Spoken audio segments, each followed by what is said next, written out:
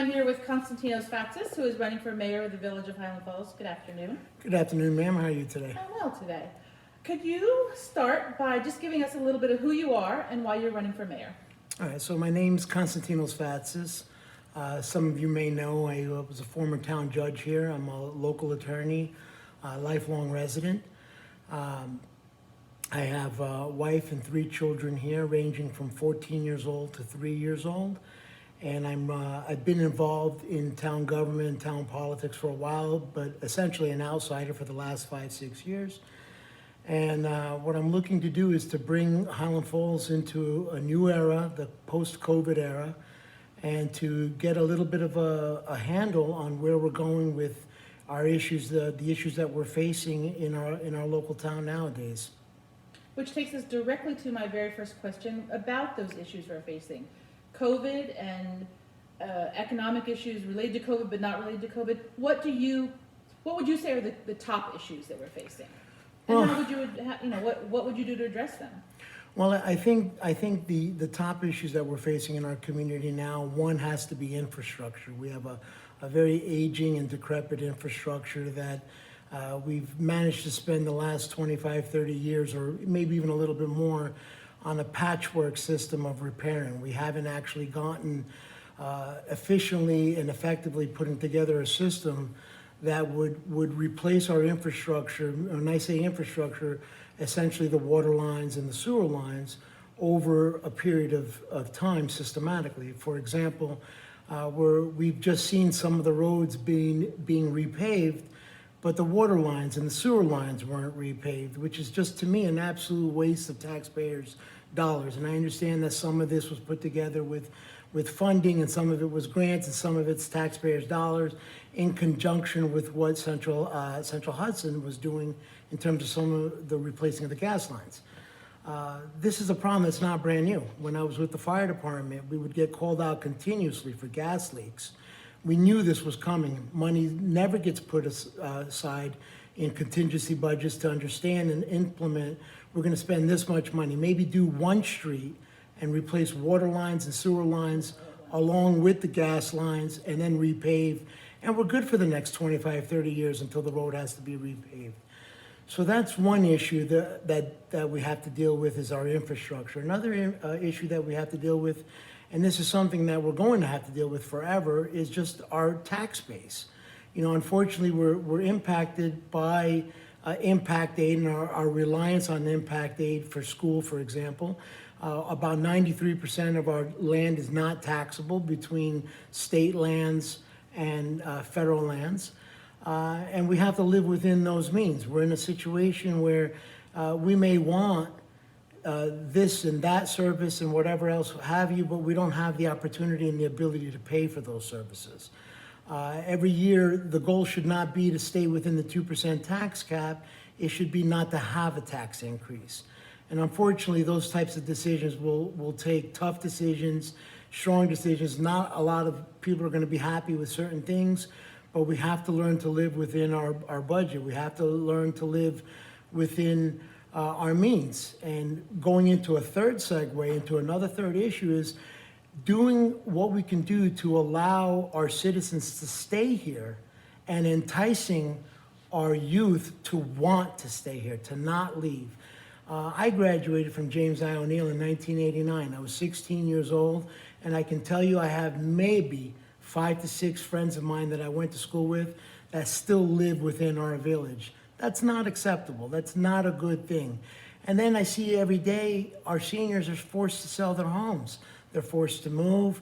And it's not just an issue of weather and getting a little bit older and snowbirds, but our property taxes in relation to what we get as a community is just outrageously high. I know one of the issues, I don't know if I should segue into this, MJ, but I know one of the issues that you have, that you want to talk about, is consolidation of services. So, you know, this is a topic that's been on and around the table for the last 20, 25 years. During the previous administration, I know with Mayor Pat Flynn, there was a police consolidation study. It was nearly finished. We're talking now about another study and trying to put another study together. Well, unfortunately, with the changes of administration, sometimes things get put to the back burner. But we can't. We have to know what's actually facing our community. Some people are for consolidation. Some people are against consolidation. Some people cry out for dissolution of the village. All of these answers, there's no one answer that's actually the right answer. The difference is looking at what we have, what the economic feasibility is, and our decisions should actually be made based on economic feasibility. What is going to save the taxpayer the most amount of money without truly losing our services? And when you say taxpayer, I imagine you mean Highland Falls and Fort Montgomery taxpayers, the entire town of Highlands. Well, both, but specifically now, in terms of this election, we're looking at really what will benefit the village taxpayer. Mm-hmm. What's really important, though, is that whether a village mayor and his trustees or her trustees in the future want to have dissolution or consolidation of services, you have to have a town board that goes along with it.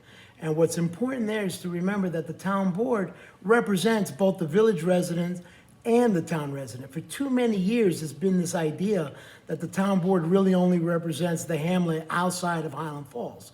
And that couldn't be further from the truth.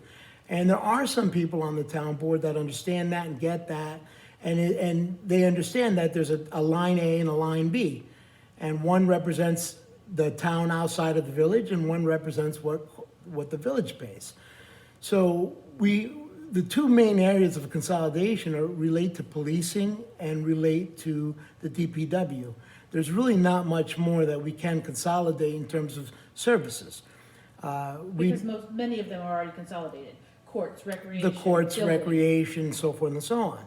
So, examining our numbers, seeing what we can do, and the most important thing is that no individual worker should be penalized who works for either the DPW or the police department, because a decision based in economics primarily is to consolidate, if that's what is the best move to happen for the village and for the town of Highland Falls. It has to work symbiotically. It has to work together. Otherwise, you're going to have a town board that's going to say, we're not doing this, and you're going to have a village board that doesn't want to do it. So, for example, if you have a police department or you have a DPW and there's 10 workers, for example, and we do a study and it shows, we have 10 workers in the village and 8 workers in the town, but we really only need 16. We learn to work together to keep these people in their positions. They shouldn't suffer. We shouldn't make things even more difficult for people during a process of consolidation, if that's to happen. And then we get rid of those jobs as someone either retires or finds a better job. So to me, the issue of consolidation is really a bottom line, what's better for the community economically. Because the town board, for example, if the town board is managing the police department and the town board is managing the DPW, they're still accountable to every village resident and every town resident.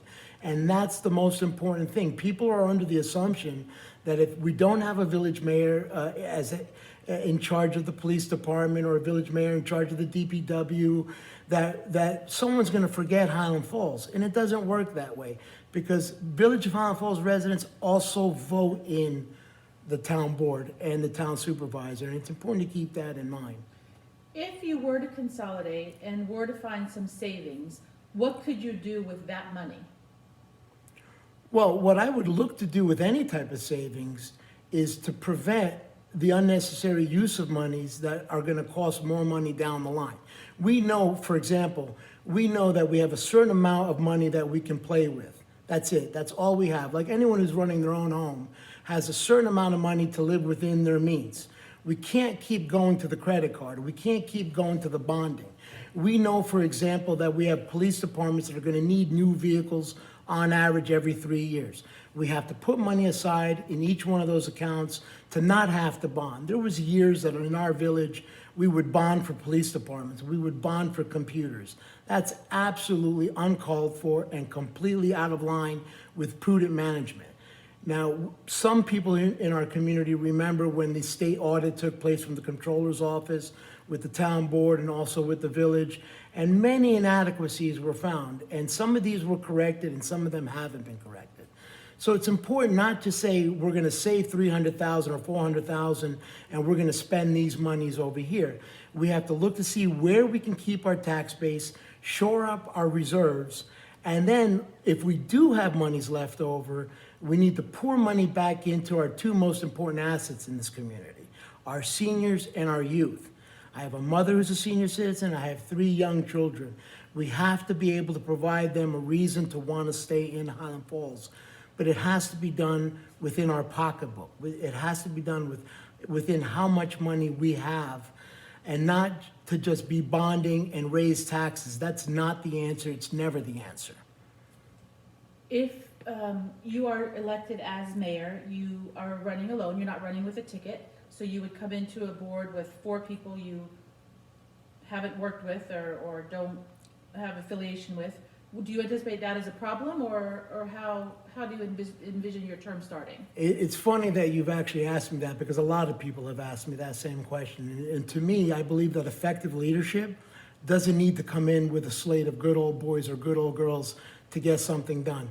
We have to be able to work with whoever we're working with. Now, so in that mindset, I'm in a situation where I'm not coming in with a board of people that are expected to give me a yes answer. That means that I have to work even harder to earn their trust. I have to get to that point where I say, for example, if it was Mr. Brown, or if it was Miss Anderson, or Miss Guerrero, or Merv Livesey, or whoever that the village trustee might be, we've got to work together. This is what's best for the village. Let's get it done. Let's put politics aside. Let's put personal agendas aside ourselves and work together. It doesn't. The whole concept of voting a row, to me, is absurd. You vote the candidate, especially in a local election where we know what a candidate brings to the table. If you're voting for me because I'm working with 2 other people that are going to be my yes person, then I'm not the best candidate for you. And I don't want trustees that are going to give me that yes answer. If they think that I'm wrong on something, I want them to point that out to me. I want them to tell me, Mr. Fatsis, Konstantinos, Costa, whatever they want to call me, because I've been called worse. I just want them to tell me, you're wrong, maybe we need to see it this way. Okay, let's get it done, whatever needs to be done. So I can work with anyone who's elected as trustees, as well as the people who, if they do not win, will still remain as a trustee when the election's over. Because some of those people might need to be tapped into to help. Well, absolutely. I mean, there's valuable resources. I had the pleasure of speaking with Bobby Mellon the other day, about a week ago, actually.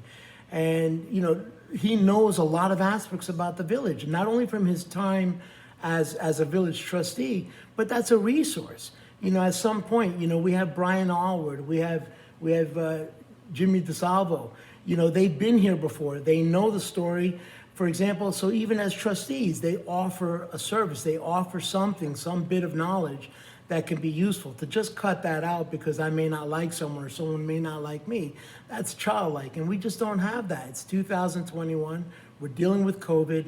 Life and death is what's important now. We can't have these childlike games that are like crippling us tremendously.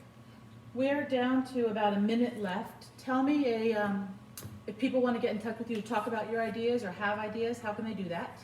They can reach out to me on Facebook, Konstantinos Fatsis. They can reach out to me at my office, which is on the corner of Mountain Avenue and Main Street. My phone number is 845-446-4886.